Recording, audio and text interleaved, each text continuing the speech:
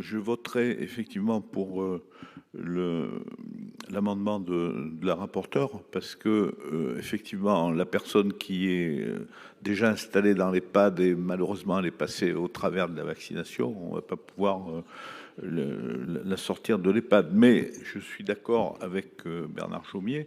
Je pense que ça pourrait être alors bien sûr si la personne arrive au printemps, mais ça peut être marqué dans le contrat, c'est-à-dire il y a un contrat pour toutes les entrées dans l'établissement. Ça peut être marqué dans le contrat, obligation à la prochaine vaccination d'être vacciné.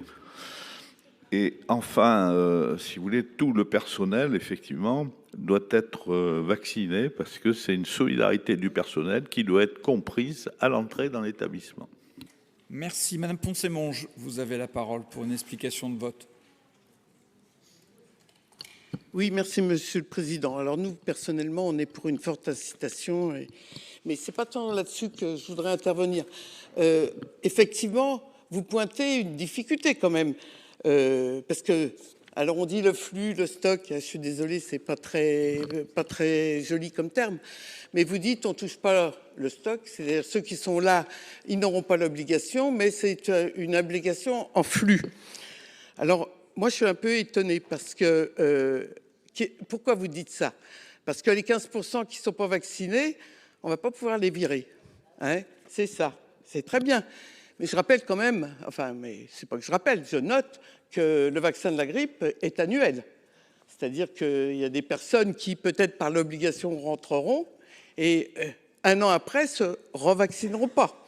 Donc, la difficulté que vous avez montrée en excluant de le rendre obligatoire dès aujourd'hui et pour les 15% qui ne veulent pas, en dynamique, vous retrouverez le même problème.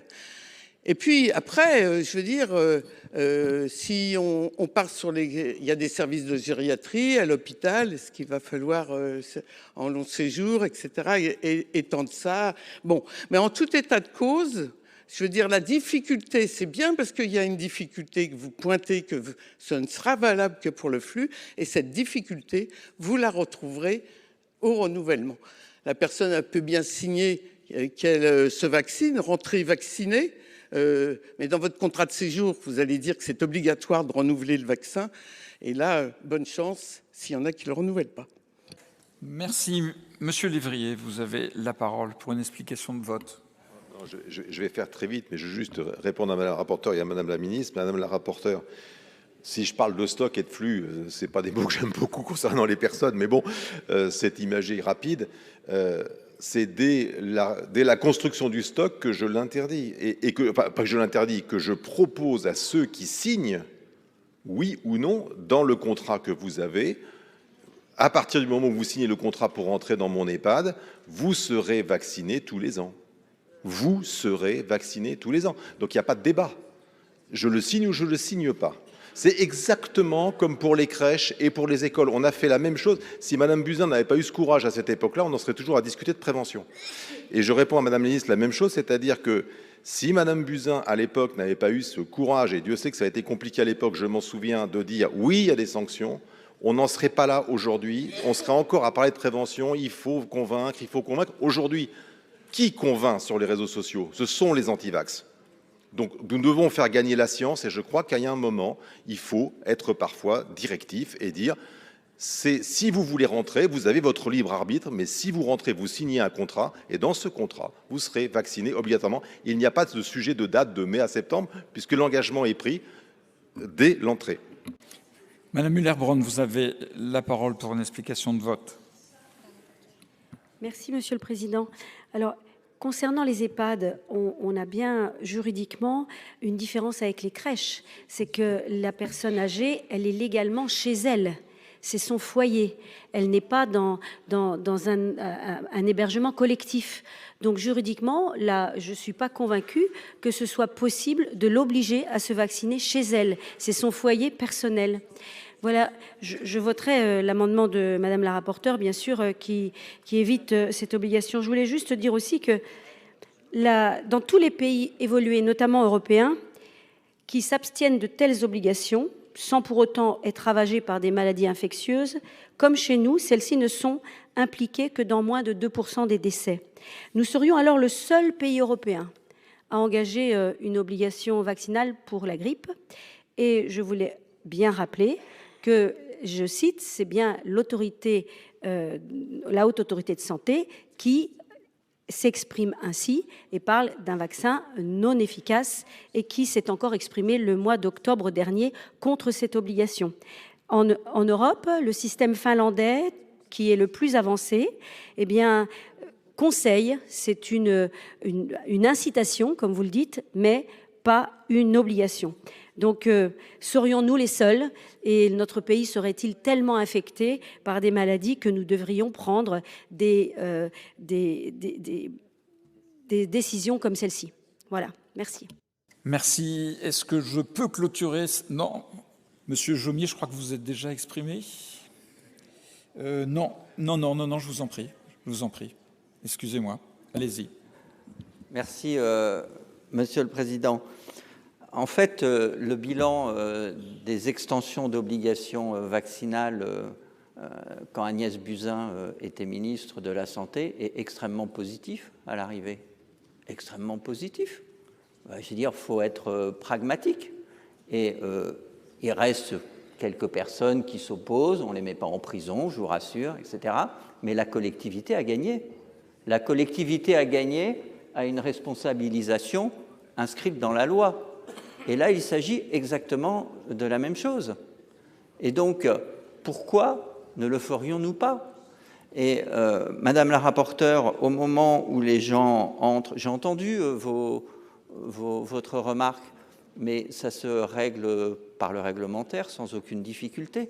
Donc, ce n'est pas un motif pour s'opposer à l'obligation vaccinale de principe, qui est un sujet d'intérêt collectif et qui va protéger.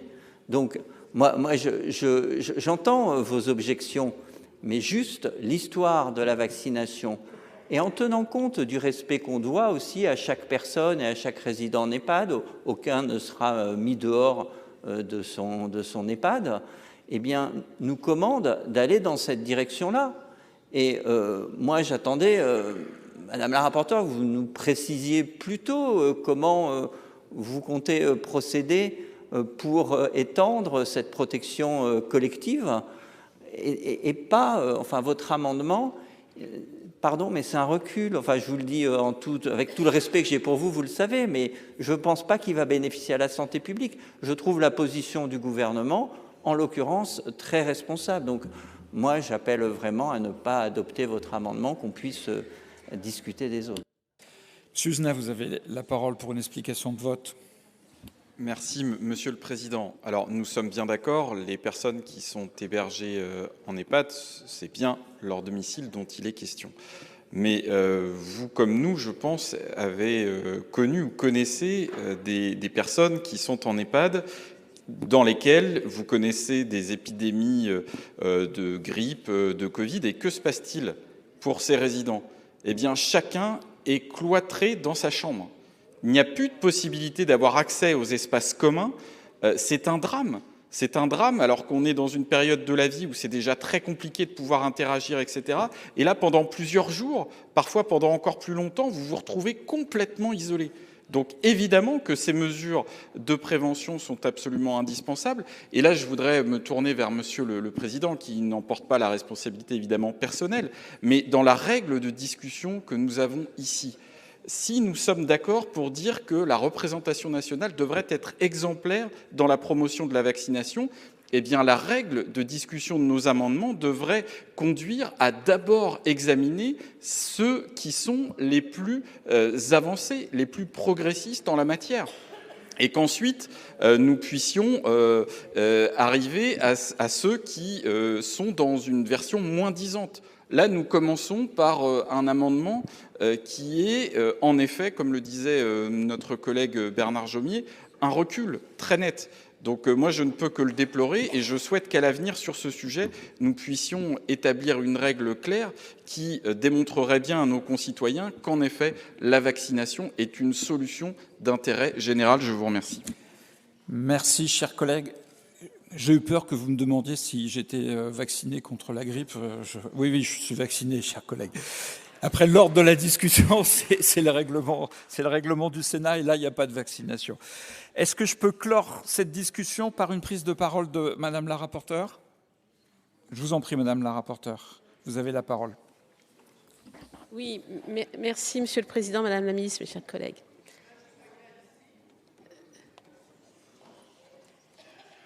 Qu'on soit clair, à titre personnel, je suis favorable à la vaccination des personnes âgées contre la grippe, bien évidemment. Bien évidemment, c'est pour ça que j'en appelais aussi tout à l'heure à la responsabilité des familles qui influent sur la décision de leurs parents. Et je pense que c'est peut-être eux qu'on devrait chercher à convaincre, pour lesquels il n'y a pas encore d'obligation. D'une manière générale, il y a une politique de prévention contre la grippe, une politique vaccinale dans notre pays depuis des années. Je rappelle, sauf erreur de ma part, et Madame la Ministre va le confirmer, souvenez-vous de la campagne de vaccination d'incitation avec le fameux bon gratuit pour les personnes, ça a commencé à 75 ans. Et puis aujourd'hui, on est à partir de, je ne sais même plus, 65 ans. Voilà, donc je finis par m'y perdre. Mais vous voyez qu'on a avancé pour embarquer plus de nos concitoyens à se faire vacciner contre la grippe. On voit bien qu'il y a eu aussi sur ces discussions avant et après Covid, par le rapport par la vaccination. Je dirais même, et je remercie les services de la CNAM d'avoir changé la présentation de leurs bons de vaccination reçus par les personnes âgées de plus de 65 ans cette année, parce que l'année dernière, les patients comprenaient qu'il fallait à la fois se faire vacciner contre le Covid et contre la grippe. Et aujourd'hui, beaucoup de patients disent « Ah ben, je ne suis pas obligé de me faire vacciner contre le Covid, je sais pas mais on a embarqué plus de personnes. Pour l'instant, les taux sont assez bons contre la grippe. » Pour en venir aux EHPAD, il y a un problème effectivement d'adhésion à la vaccination et de résistance. Et j'ai peur des effets de bord. J'ai peur des effets de bord parce que, et ce qui m'y a fait penser, c'est l'intervention de notre collègue sur les personnes âgées prises en charge en établissement de santé, par exemple en gériatrie, et dont l'orientation, c'est non pas un retour à domicile, mais une entrée en EHPAD. Et si la personne soit souffre de troubles cognitifs, soit refuse la vaccination, qu'est-ce qu'on fait ? Qu'est-ce qu'on fait de ces patients âgés qui sont prêts à ça ? C'est une question que je vous pose, c'est tout. Donc moi, je souhaite qu'on... Comment ? Vous n'avez pas le droit de répondre. Non, mais voilà, il y a quand même...